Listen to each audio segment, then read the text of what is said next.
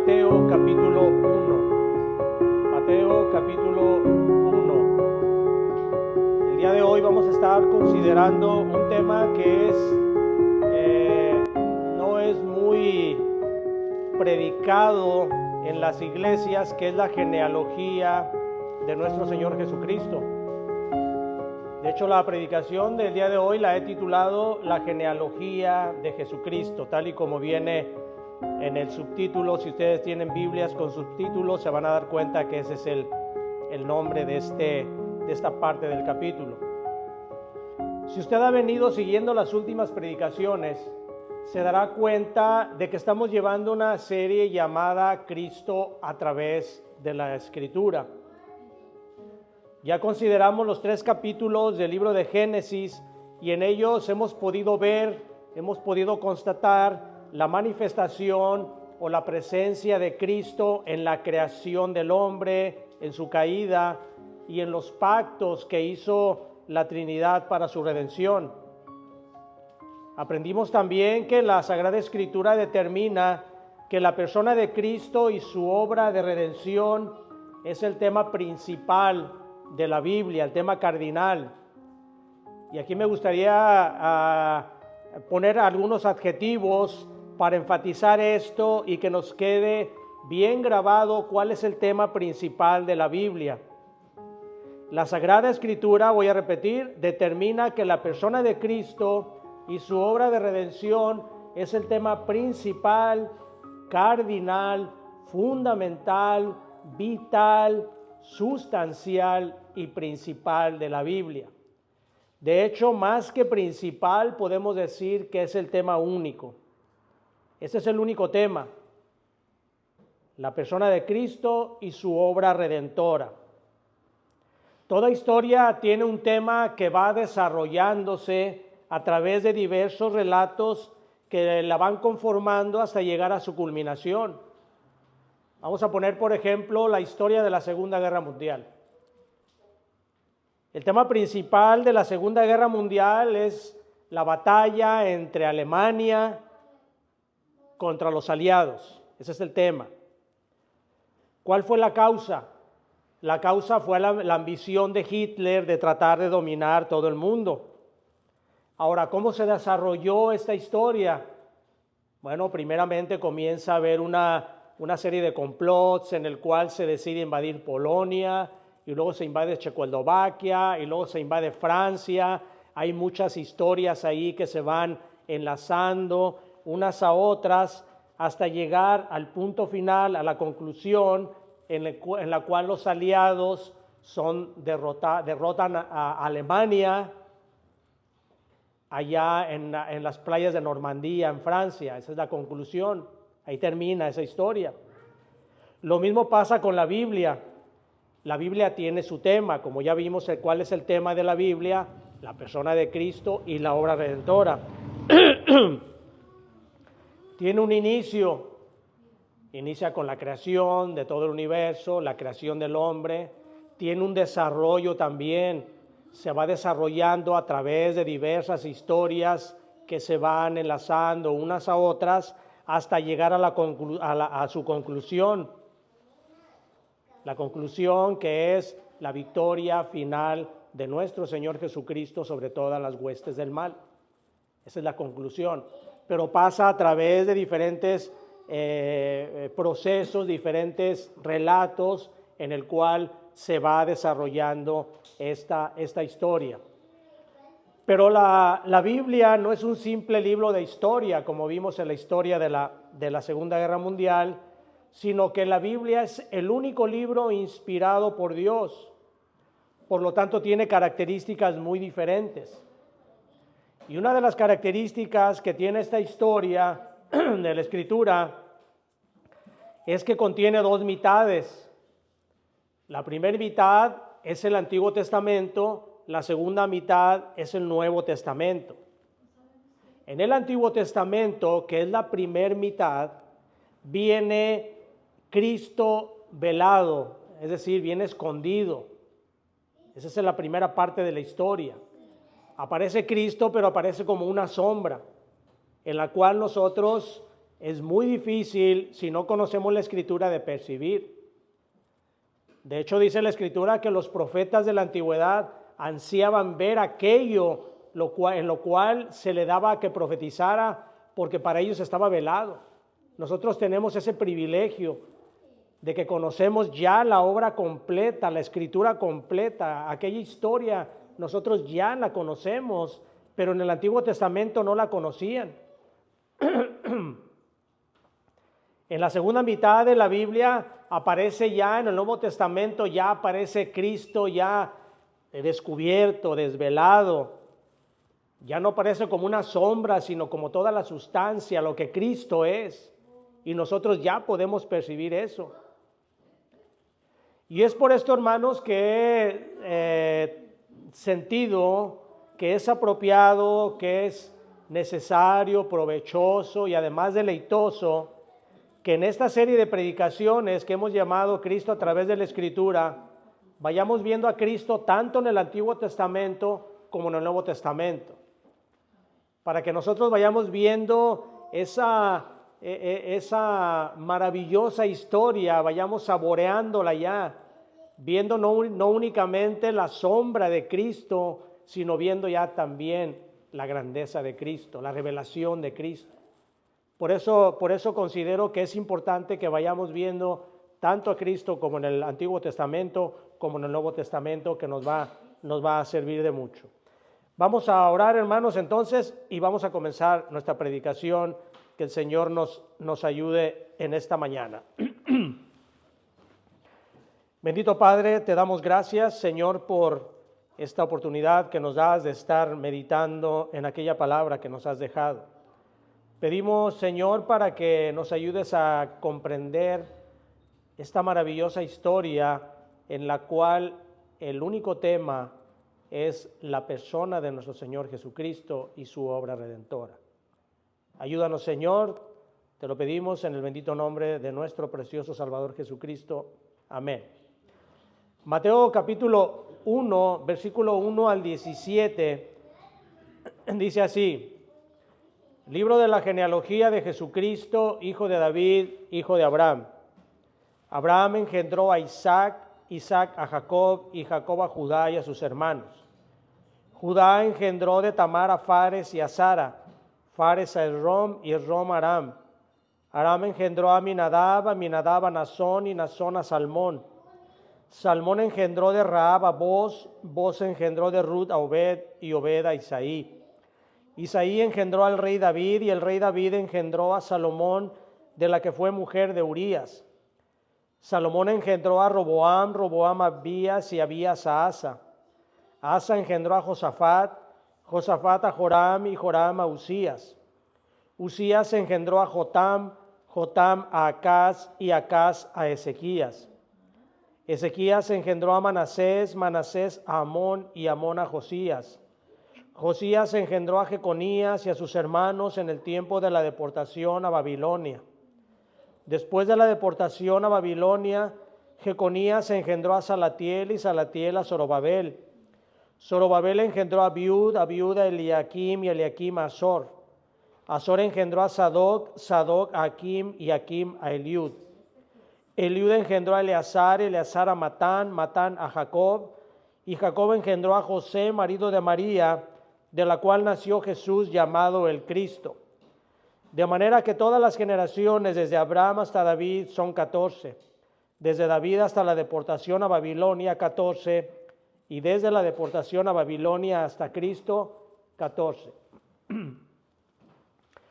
El libro de Mateo, como sabemos y como podemos constatar aquí en nuestra Biblia, es el primer libro del Nuevo Testamento. Ahora podemos preguntarnos, ¿y por qué el libro de Mateo es el primer libro del Nuevo Testamento y no el libro de Juan o el libro de Lucas o cualquier otro de los libros, incluso el libro de los Hechos? Porque el libro de Mateo no fue el primer libro que se escribió en el Nuevo Testamento, de hecho.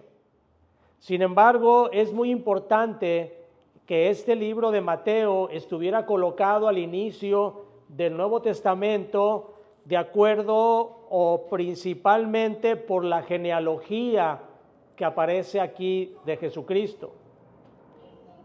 Esto tiene que ver con la importancia que los judíos le daban a la genealogía, o sea, la procedencia de su persona.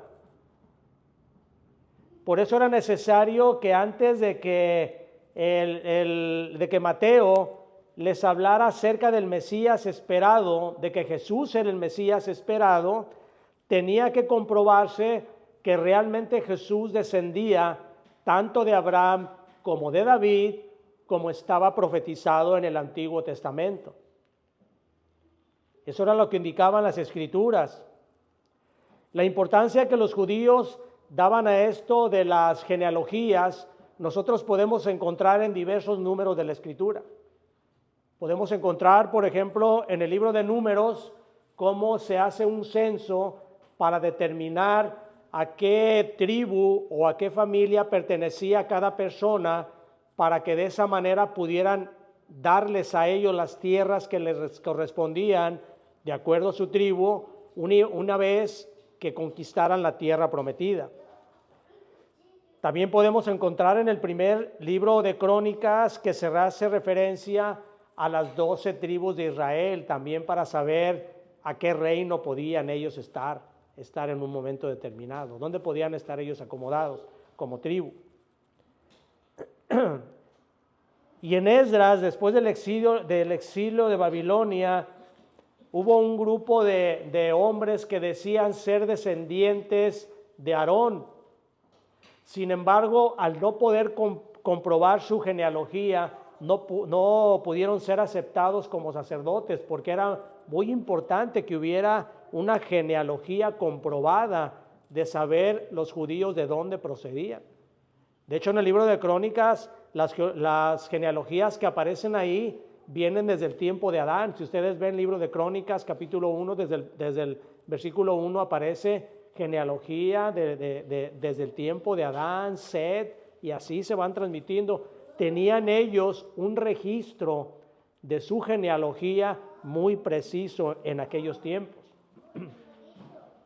Era por lo tanto muy importante que el evangelio que iba dirigido a los judíos comenzara con la genealogía de nuestro Señor Jesucristo, para que los oyentes judíos escucharan el mensaje del evangelio y se convencieran de que Jesucristo era realmente aquel descendiente de Abraham y de David. Por eso Mateo inicia la genealogía diciendo: libro de la genealogía de Jesucristo, hijo de David, hijo de Abraham. Ahora, ¿cómo inicia todo esto? ¿Cómo inicia acerca del Mesías prometido? La primera promesa de la venida de aquel Mesías que había de venir a salvar al hombre de su condición de pecado aparece inmediatamente después de la caída, como hemos visto en predicaciones anteriores. Génesis capítulo 3, versículo 15 nos dice: pondré enemistad entre ti y la mujer, entre tu simiente y la simiente de ella. Esta te herirá en la cabeza y tú le herirás en el calcañar. Esa fue la promesa, la primera promesa del evangelio. Esa es la primera noticia que recibe la humanidad. La promesa de que aún en su condición caída, Dios prometía que iba a haber una salvación para ellos. Ahora, esta promesa se había dado de manera universal para todos los elegidos de Dios, de todas las razas, de todos los pueblos, desde antes de la fundación del mundo, para que estos fueran los que conformaran la iglesia de Cristo, que Él ganaría con el sacrificio en la cruz. Ese era el premio, aquel sacrificio que Dios haría, que Dios le entregaría a un pueblo, le entregaría una nación de gente santa, gente redimida. Pero en el plan de salvación, Dios había también determinado a elegir un hombre por medio del cual su descendencia formaría un pueblo, una nación, a la cual le daría Dios el privilegio de que de esa nación nacería el Mesías, el Redentor, el Cristo, el Salvador. Este hombre al cual Dios le da esa promesa de que de él haría una gran nación y que sería bendita las naciones por medio de él, ese hombre era Abraham.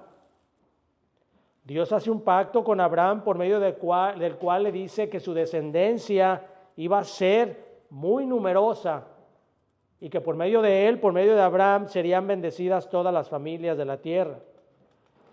Génesis capítulo 12, versículo 1 al 3, dice: pero Jehová había dicho a Abraham: vete de tu tierra y de tu parentela y de la casa de tu padre a la tierra que te mostraré, y haré de ti una nación grande, y te bendeciré y engrandeceré tu nombre y serás bendición. Bendeciré a los que te bendijeren y a los que te maldijeren maldeciré, y serán benditas en ti todas las familias de la tierra. Esta promesa respecto a la bendición hacia todas las familias de la tierra, indudablemente se está haciendo referencia a todas las personas de toda raza, pueblo y nación a los cuales salvaría Cristo, no al pueblo judío específicamente como raza. Sin embargo, los judíos tomaron esa promesa como que únicamente para ellos era la salvación, que únicamente ellos eran los poseedores o los herederos de aquella salvación prometida a Abraham. Cosa que en su venida Cristo les hizo ver que estaban en un error. Pero para fines de este evangelio era importante que se le recordara a los judíos esta promesa dada a Abraham, que eran para él y para su descendencia espiritual, como dice Gálatas 3:16, las promesas dadas a Abraham. Gálatas 3:16 dice: ahora bien, a Abraham fueron hechas las promesas y a su simiente. No dice y a las simientes como si hablase de muchos, sino como de uno, y a tu simiente, la cual es Cristo. Y aquí, hermanos, conviene hacer un paréntesis para recordarles lo siguiente. Dentro de los judíos existen dos pueblos: el pueblo judío como raza, como etnia, y el pueblo judío espiritual. Los judíos que desde el Antiguo Testamento a la actualidad, hasta la actualidad, siendo el pueblo escogido por Dios para guardar las leyes y para que por medio de él viniera el Mesías, esos judíos que no confiaron en las promesas de Dios no son considerados el pueblo de Dios. El pueblo de Dios está formado tanto por aquellos del Nuevo Testamento como por aquellas personas del Antiguo Testamento, como por aquellas personas del Nuevo Testamento que han puesto su confianza en Cristo. Ese es el verdadero pueblo de Dios. No existe tal cosa como que los judíos, o sea, la raza judía que viven en Israel o en cualquier parte del mundo, sean el pueblo de Dios. Los judíos que no han aceptado a Cristo como su Salvador, la raza de los judíos que no han aceptado a Cristo como su Salvador, no pertenecen al pueblo de Dios, no son del pueblo de Dios. Eso es algo que se ha venido creyendo incluso en muchas iglesias evangélicas respecto a que los judíos, a que el pueblo judío sigue siendo el pueblo de Dios, pero no es así. La Escritura claramente nos habla acerca de que el verdadero Israel de Dios es un Israel espiritual, no es un Israel terrenal, no es un Israel carnal.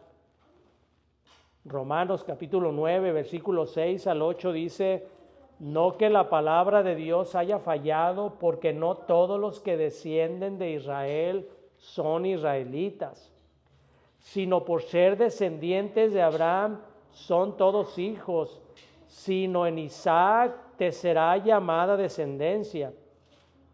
Esto es, sigue diciendo Pablo en Romanos, no los que son hijos según la carne son los hijos de Dios, sino que los que son hijos según la promesa son contados como descendientes.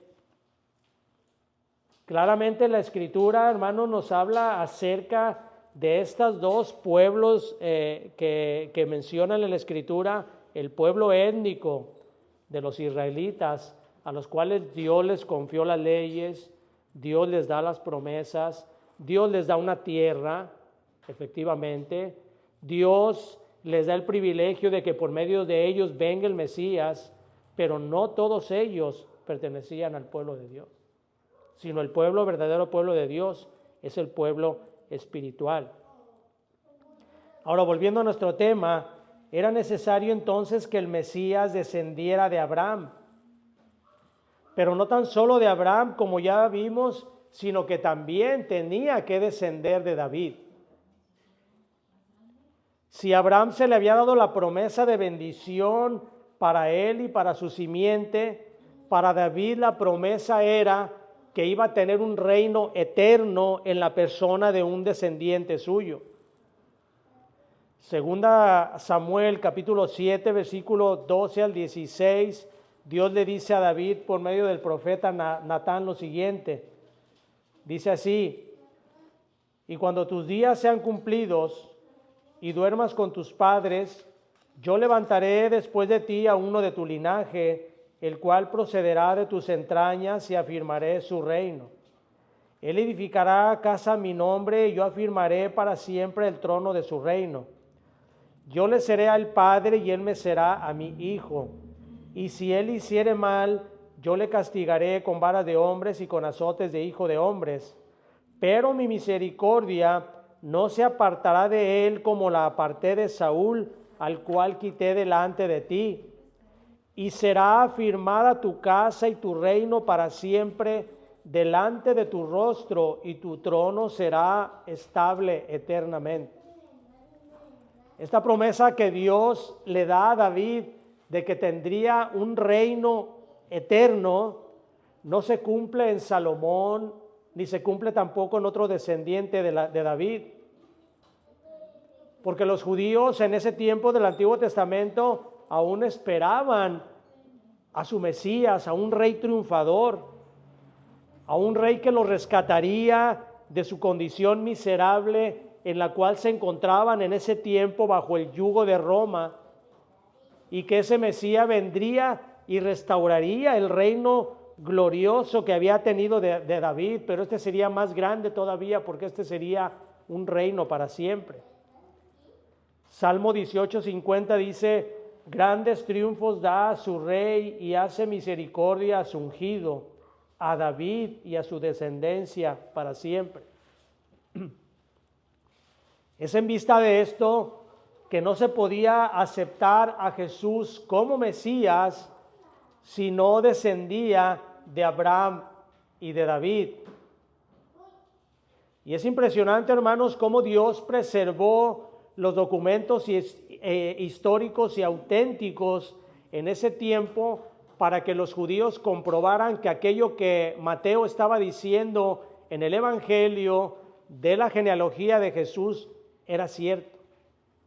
Había documentos, ellos tenían celosamente guardados documentos en los cuales podían rastrear la genealogía de cada familia, de cada persona. El escritor Josefo, un escritor acerca de la historia de los judíos, nos da referencia, nos da cuenta de todos esos documentos que aparecían en esa época, a inicio en la venida de nuestro Señor Jesucristo, donde aparecían cómo una persona podía ser rastreada incluso hasta Adán, todavía cualquier judío.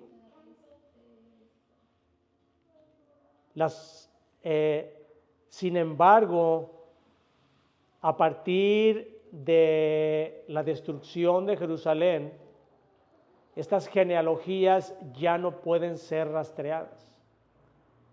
Ningún judío puede decir que es descendiente de Abraham y descendiente de David al mismo tiempo. Es probable que sí, un judío pueda decir: yo soy descendiente de Abraham, porque todos los judíos como raza descienden de Abraham. Sin embargo, no hay nadie que pueda decir: yo desciendo de Abraham y de David, porque todas las genealogías se perdieron. Y esto fue una obra soberana de Dios, el que hasta la época de Jesucristo pudiera comprobarse esto. Ya no más.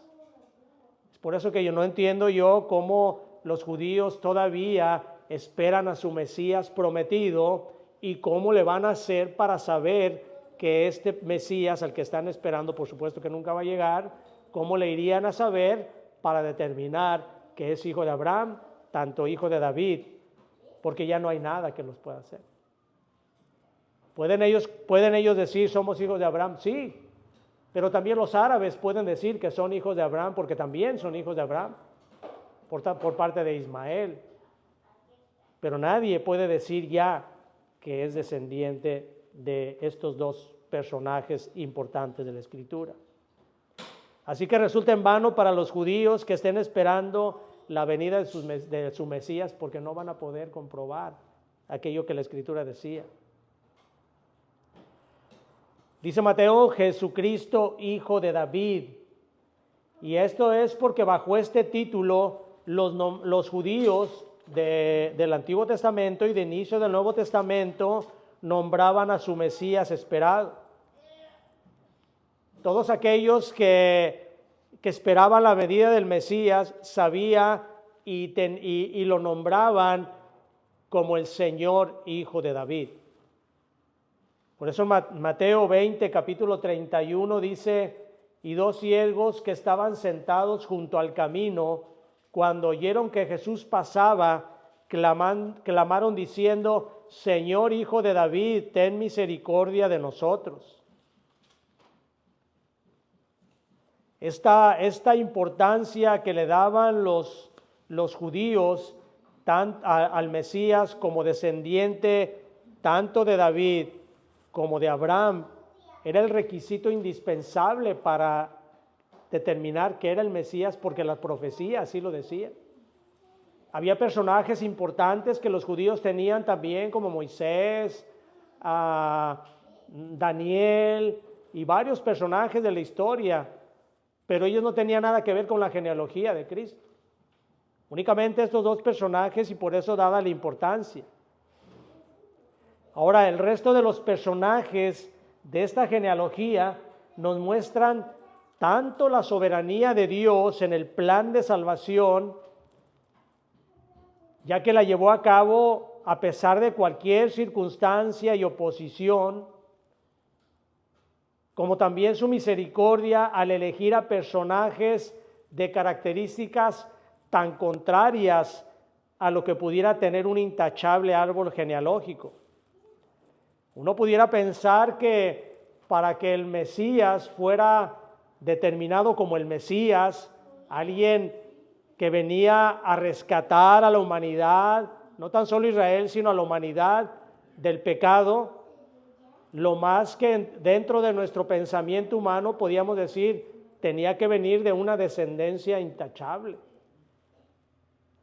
Todas las grandes casas reales, los reyes y todos ellos, se ufanan cuando hablan de sus genealogías y hablan de sus progenitores como grandes hombres, conquistadores, reyes y grandes personajes. Sin embargo, nosotros vamos a encontrar aquí en la genealogía que todos los personajes que aparecen aquí eran personajes que no tenían nada que ver con una conducta intachable. Porque nosotros estamos hablando no en términos humanos, estamos hablando en términos espirituales y sabemos que todo hombre es pecador. Podemos encontrar nosotros desde Abraham cómo fue mentiroso, cómo quiso entregar a su esposa por temor, cómo Jacob era un tramposo. Y nosotros, hermanos, no creo que si nosotros elaboráramos un árbol genealógico, nos sentiríamos orgullosos de decir, mi abuelo fue un adúltero, o mi abuela fue una prostituta, o mi abuelo fue un homicida, O mi tatarabuela estuvo en incesto con su suegro. Pero Dios no es igual a nosotros. Su sabiduría es infinitamente mayor que la nuestra, y Dios, contra toda costumbre, eligió para ser progenitores del Señor Jesucristo a diferentes personas muy contrarias a lo que determinaba la costumbre. Por ejemplo, nuestro Señor Jesucristo eligió para ser progenitores a hijos más jóvenes de las familias en lugar de los primogénitos. Dios eligió a Jacob en lugar de a Esaú, siendo Esaú el primogénito. Dios también eligió a Judá en lugar de a Rubén, también siendo Rubén el primogénito. Eligió a Fares en lugar de Sara y eligió a David en lugar de Eliab. Y esto es, hermanos, para demostrar que la preeminencia de Cristo no provenía de la primogenitura de sus antepasados, como era lo que se estilaba en ese tiempo, sino que la preeminencia de Cristo procede de la voluntad y de la sabiduría de Dios, de la grandeza de Dios. El Espíritu Santo también inspira a Mateo para que incluya los nombres de 4 mujeres, contrario también a todo lo que determinaba la tradición judía. La tradición judía siempre nombraba a los primogénitos, sus descendientes, pero jamás mencionaba mujeres. Y estas mujeres no solo eran eso, mujeres, sino también las 4 eran, como dice en Efesios 2:12, alejadas de la ciudadanía de Israel, alejadas de los pactos de la promesa, sin esperanza y sin Dios en el mundo. ¿Y por qué digo esto, hermanos? Porque cada una de estas mujeres tenía una condición considerada como demasiado pecaminosa. Por ejemplo, tenemos el caso de Rahab. Rahab no tan solo era cananea, la región en que Dios había mandado que se destruyeran todas las tribus, sino que también era una prostituta. Tenemos también el caso de Ruth, una moabita, otra tribu despreciada por los judíos. Y tenemos el caso de Tamar, una mujer que había cometido incesto con su suegro Judá. Y por último también tenemos a Betsabé, la madre de Salomón, aquella mujer que había adulterado con el rey David y por el cual fueron castigados duramente por el Señor. Y esto, hermanos, esto que Dios hizo es para que se destacara que Jesús había tomado sobre sí mismo la carne del pecado. De todas aquellas generaciones de pecado, nuestro Señor Jesucristo toma lo más pecaminoso para llevarlo a la cruz y clavar en aquella cruz todos los pecados de toda la humanidad. Esto nos enseña, hermanos, que nosotros no debemos de rechazar, de ser hoscos con aquellos cuyos pecados han sido escandalosos. Es muy común en nuestra condición humana que nosotros rechacemos a aquellas personas que han sido catalogadas como personas pecaminosas. Sin embargo, debemos de entender que todos venimos de una condición de pecado. Y si Dios eligió a pecadores para ser los antepasados de nuestro Señor en la carne, y si el mismo Jesucristo llamó a pecadores estando en la tierra y se rodeó de ellos, dándoles el perdón y dispensándoles una relación con Él, ¿quiénes somos nosotros, hermanos, para criticar o para despreciar a aquellas personas cuyos pecados son extremadamente escandalosos para las personas? Por el contrario, nosotros debemos llevar a estas personas a los pies de Cristo con misericordia y verdad para que sean restaurados y rescatados del lazo del diablo en que se encuentran cautivos.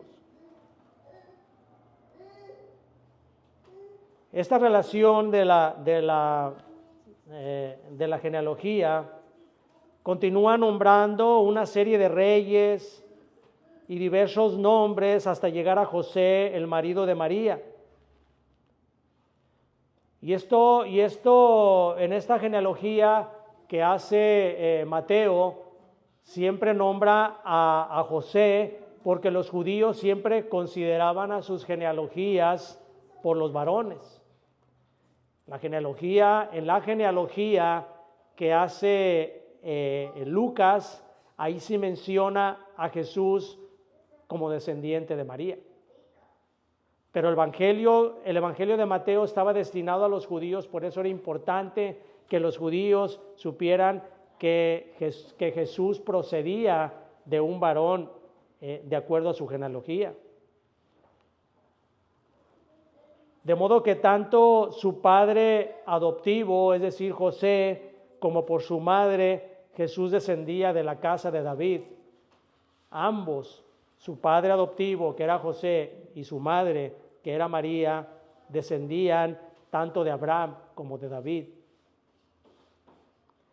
Sin embargo, no hubo ninguna relación entre José y el Señor Jesucristo, según la carne, para mostrar que el reino del Mesías no se basaba en una descendencia natural de David, sino en una descendencia espiritual. Por lo tanto, el reino de Jesucristo no es terrenal. El reino de Jesucristo no es de este mundo. El reino de Jesucristo es un reino espiritual, tal como Él se lo hace saber a Pilato cuando está detenido. Mi reino no es de este mundo, le dijo. ¿Qué aplicación tiene para nosotros el que nosotros conozcamos esto, hermanos? ¿Qué enseñanza trae esto para nuestras vidas? En primer lugar, que los decretos de Dios se cumplen y que no hay nada que impida que sus planes se lleven a cabo. Isaías 14:24 dice: ciertamente se hará de la manera en que lo he pensado y será confirmado como lo he determinado, dice el Señor. La llegada del Mesías tardó 42 generaciones después de la promesa hecha a Abraham y miles de años después de la promesa hecha en el huerto del Edén. Así que usted, hermano, no debe desesperarse cuando reciba una promesa de parte de Dios. Dios no tarda, hermanos. Dios no tarda en darnos a nosotros aquella promesa que tiene para nuestras vidas. Los retrasos del cumplimiento de Dios nos sirven a nosotros para fortalecernos en la fe, para tener una esperanza fuerte, para que nuestra paciencia sea aprobada, pero nunca eso nos va a servir para debilitarnos en nuestra fe. Tengamos siempre en cuenta eso, hermanos, que los tiempos de Dios no son los tiempos de nosotros. Si usted está pasando alguna situación y sabe que Dios tiene una promesa para su vida, no se desespere, hermano, hermana. Dios tiene su plan perfectamente determinado para usted. Manténgase fuerte y confiado, sabiendo que Dios no miente. En segundo lugar, nos enseña acerca de la gran misericordia de Dios. Todos venimos de una vida de pecado. Podemos identificarnos, algunos de nosotros, con personajes de esta genealogía de Cristo, de la larga lista de la genealogía. Y nosotros debemos de decirnos y preguntarnos a nosotros mismos, o más bien decirnos a nosotros mismos, si Dios los perdonó a ellos y los usó para sus planes, también nosotros podemos ser perdonados, aún nuestra condición de pecado. Podemos ser perdonados y ser usados por Dios para los planes que Dios tiene determinados. Usted debe de ponerse todo en manos del Señor. Ponga sus cargas en manos de Cristo. Dios es un Dios compasivo, misericordioso. Él espera que usted venga a Él con su carga y la ponga en las manos de Cristo. Isaías 55, 6 y 7 dice: buscad a Jehová mientras puede ser hallado, llamadle en tanto que está cercano. Deje el impío su camino y el hombre inicuo sus pensamientos, y vuelva hacia Jehová, el cual tendrá de él misericordia, y al Dios nuestro, el cual será amplio en perdonar. Si usted está recibiendo el llamado de Dios, si Dios lo está llamando a que deje esa vida de pecado, esa vida de preocupación, esa vida que lo está llevando por un camino de muerte, es el momento de venir a Cristo. Abandone toda esa vida. No posponga ese llamado, porque usted no sabe si va a tener tiempo de recibir a Cristo en su corazón. Ese camino de pecado que usted lleva únicamente lo está llevando a una senda de muerte. Pero Cristo le ofrece un camino de vida en abundancia, de vida eterna. Venga a Cristo. Venga a Cristo, que es la única salvación. Vamos a orar.